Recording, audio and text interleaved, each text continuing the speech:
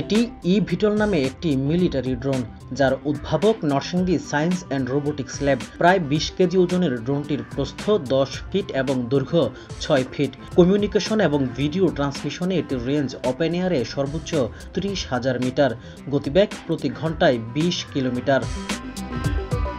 ৮ বছর ধরে ড্রোন নিয়ে কাজ করা ল্যাবটির ইভিটল বানাতে সময় লেগেছে ৬ মাস। চলতি বছরের জুনের প্রথম দিকে এটির কাজ সম্পন্ন হয়, যার নেতৃত্বে ছিলেন ল্যাবটির প্রতিষ্ঠাতা এবং প্রধান নির্বাহী রাফি হোসাইন। মোট ৫টি মোটর ব্যবহার করা হয়েছে এটিতে।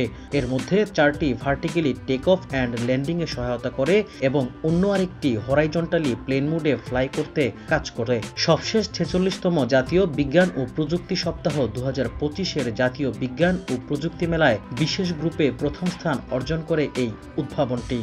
আমরা বলছি যে kind of military grade drone হতে হলে ওদের কিছু কোয়ালিফিকেশনের প্রয়োজন আছে। এটার প্রায় 80% সেটা হচ্ছে অলরেডি সম্পন্ন করেছে। আমরা এটাকে হচ্ছে স্টিলথ টেকনোলজিকে নিয়ে যাওয়ার জন্য ২টি উপায় রয়েছে আমাদের কাছে। একটা হচ্ছে রাডার অ্যাবজর্বিং ম্যাটেরিয়াল এটাতে ইউজ করা, দেন আরেকটি উপায় হচ্ছে সেটা হচ্ছে এটাতে অ্যারোডাইনামিক শেপ দেওয়া। দুইটা সামঞ্জস্য করে যখন হচ্ছে আমরা পুরোপুরিভাবে এটাকে কভার করতে পারবো, তখন আমরা বলতে পারি এগুলো 4th জেনারেশন বা 3rd জেনারেশনের ড্রোন, যেগুলোতে রাডার সিস্টেম ফাঁকি দিতে সক্ষমতা অর্জন করে।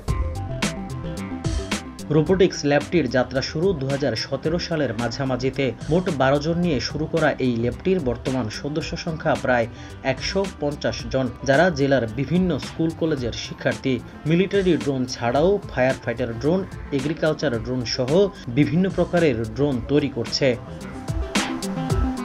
এখনো পর্যন্ত রোবোটিক্স ল্যাবটি কোনো প্রকার সরকারি সহায়তা ছাড়াই উদ্ভাবকদের ব্যক্তিগত অর্থায়নে চলছে। সরকারি অনুদান বা বেসরকারি কোনো সংস্থার পৃষ্ঠপোষকতা পেলে তাদের বিজ্ঞান চর্চার পথ আরও প্রশস্ত হবে।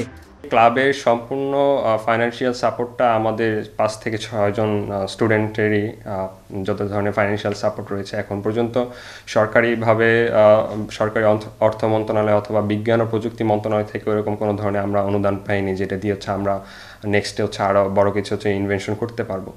ওই ক্ষেত্রে আমাদের সরকারি সহযোগিতা প্রয়োজন এবং আমাদের নেক্সট প্ল্যানটা হচ্ছে বাংলাদেশে একটি ইউএভি ইন্ডাস্ট্রি তৈরি করা, যেখানে বায়রাক্তারের মতো অত্যাধুনিক টেকনোলজি যে ড্রোনগুলো আপনারা দেখতে পাচ্ছেন বর্তমানে বাংলাদেশ মিলিটারি কিনতে পারছে, সেগুলো যেন আমরা বাংলাদেশে প্রডিউস করতে পারি, সেই ইচ্ছা এবং আকাঙ্ক্ষা থেকেই হচ্ছে আমরা কাজ করে যাচ্ছি।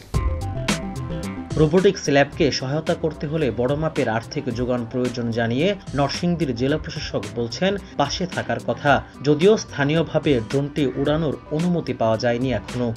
আসলে তাদের যে লেভেলের কাজ, সেই লেভেলে যদি সহযোগিতা করতে হয়, এটা আসলে আমাদের বিভিন্ন মিনিস্ট্রির মাধ্যমেই তাদের পৃষ্ঠপোষকতাটা বেশি জরুরি। স্থানীয় পর্যায়ে স্থানীয়ভাবে তাদেরকে সীমিত আকারে আমাদের সীমিত সামর্থ্যের মধ্যে যতটুকু সম্ভব তাদেরকে পৃষ্ঠপোষকতা দেওয়ার চেষ্টা করি। তাদের উদ্যোগকে কিভাবে এগিয়ে নেওয়া যায় সেই জন্য আমার কলম সবসময় চলবে। যেহেতু তারা সামরিক ড্রোন বানিয়েছে, এটা আসলে স্থানীয় পর্যায়ে ওড়ানোর যে পারমিশন সেটা দেওয়া যায় না, এটার খুব সফিস্টিকেশন রয়েছে।